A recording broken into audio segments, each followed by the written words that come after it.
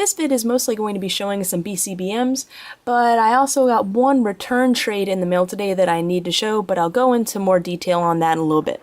So first up, we have a BCBM from beatleskid. It's either 100 or 1000. Hopefully I get it right in the title. There's the money from the trade.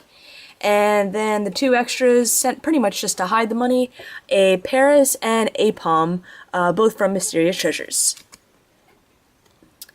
Then we have a BCBM from projectpokemonHQ, so there's part of the money, there's the rest of it, and this was for a reverse Zoroark. So the note says, "Hey cat, nice to trade with you, remember Rev Zoroark.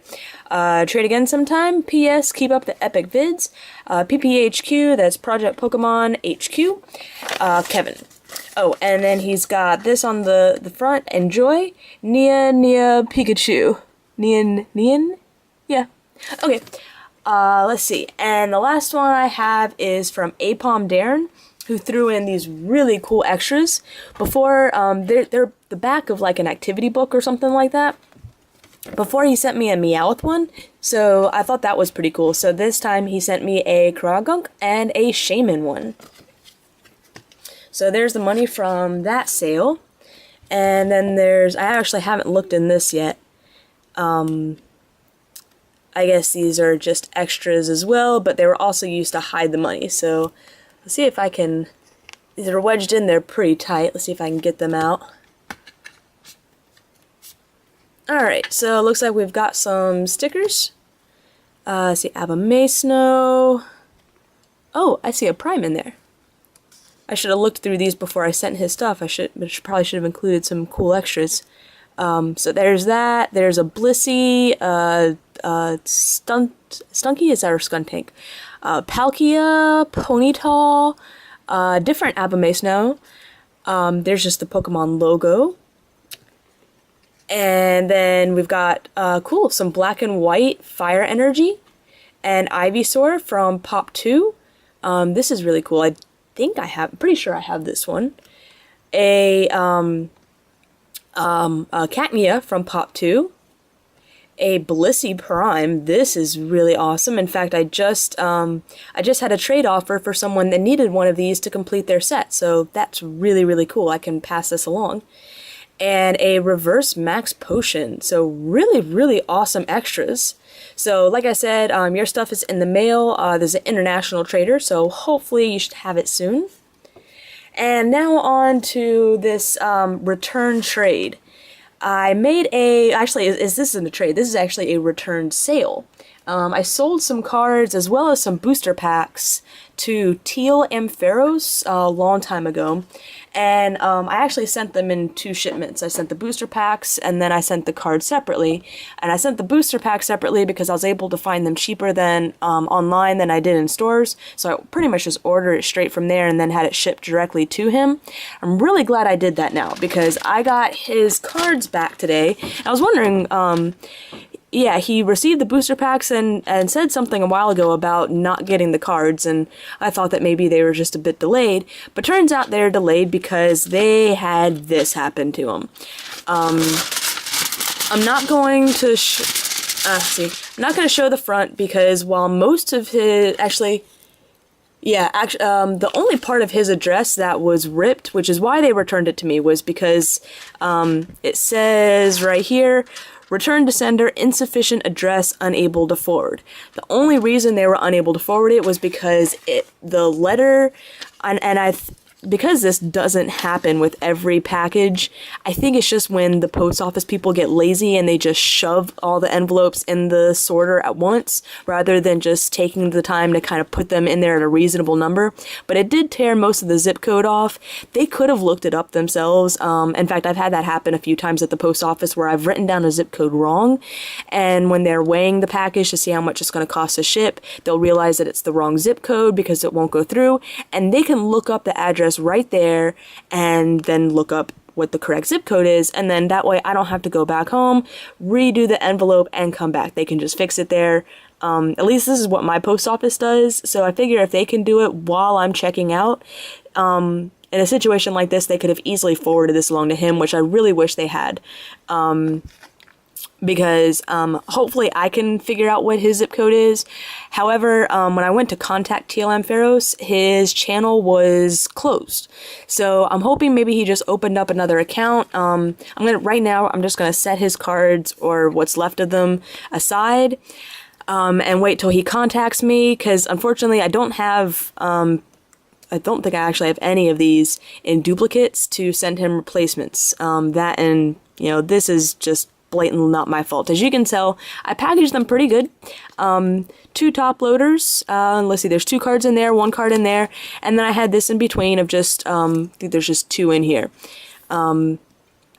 So, I mean, it busted it so bad that they almost fused together. So this one, this Steelix isn't bad. I don't know if he wanted these for a collection. Obviously, if they're collection cards, he needed them mint, or if he wanted them to play with. These are still playable cards. So, yeah, there's that. So, yeah, they're still pretty good except for this one ding. And as you can tell, where the sorter just absolutely, I mean, top loaders are pretty tough plastic. It really has to just destroy, like really get jammed in there to go through this. And let's see if I can get what's left of these cards out. So, yeah, this is sad. It just always is sad when Pokemon cards are damaged. That card's beat up on that side. You can kind of tell right there. This one actually didn't happen too bad. It's got kind of a little, not even a dent, but there's a little ripple right there. This one is still really good, actually. Probably the least damaged of the cards. Yeah, if you're just looking at it right there, you can barely tell the damage. And hopefully these aren't as bad as well, because this top loader actually was not nearly as damaged as the other one. So yeah, same thing with this one. This one isn't bad at all. It's just a little ding right there. So yeah, if anyone is still, yeah, if TLM Pharos is still interested in these as far as just playing with them, just send me your address again, or just I'll confirm it that it is what this is, and I'll send these right along. If you're wanting them or wanted them only for a collection, I mean, yeah, I mean, I'm still more than happy because you did buy these cards to send them along to you. But yeah, otherwise you just gotta take it up with the post office and good luck there. Alright, so yeah, I really hate these weak hair envelopes. I swear, I think they have them in bulk. I've gotten so many of these things. Although this is, I think, the first time a trade has actually been returned to me because they've been damaged. So this is a first. Anyways, I think I've rambled on about that long enough. So thanks again earlier to everyone for the BCBMs, awesome BCBMs, especially to aipomdarren for the amazing extras. And TLM Pharos, if you've got another account up there somewhere, just let me know and we'll see what we can work out. I found one more TCBM hiding under the wrappings of another BCBM. So this is an Australian trader. It says, "Dear Catherine, thanks heaps for the trade. I sent you, does that say 10 free rares? Huh. I think you have them already, but hey, they're free. Thanks, Kai." So our trade I was really excited about was for a card for my collection. My favorite trades, especially right now, are collection cards, because with the new point system and just the way players have been absolutely downright cutthroat about playing, and almost to a nasty point, yeah, playing just is a little different than it was last season. So I'm definitely enjoying much more of the collecting side, especially now. So this was a really cool trade for me. A Pop 3 Plusle, yeah, non-holo. And what's so special about this card was it's one of the earlier pop cards, which makes it a little harder to find. And being that it's non-holo means that you can only get it straight from the booster pack. The rares in the pop packs, especially the earlier ones, were incredibly difficult to pull. which made these especially more rare. I honestly don't know the value of this card just because I've had a hard time just finding it online. I don't think it's, you know, something that's worth like a ridiculous amount of money, but it's just something that's a little difficult, or has been difficult for me to track down. So I was pretty excited that I was able to trade for this. So really, really awesome trade, and it looks to be in great condition, especially for its age. So really, really cool. And yeah, so let's check out some of these. Oh, well, first off, we have a signature card, and unfortunately, I think it was written in maybe crayon or something because it's kind of difficult to read. But well, I guess I should say, yeah, it says pikaheart, YouTube, subscribe. Yeah, this, his YouTube account is pikaheart. Pretty cool YouTube name, I think. So there is his signature card. And then here are the rares. And yeah, I think it did say 10 because there are 10 rares here.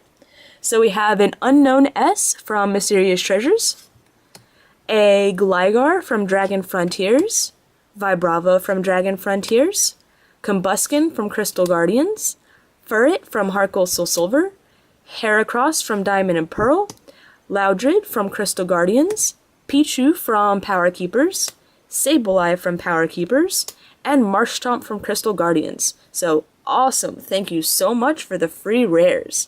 And again, this is pikaheart. So really awesome trade, and thanks again.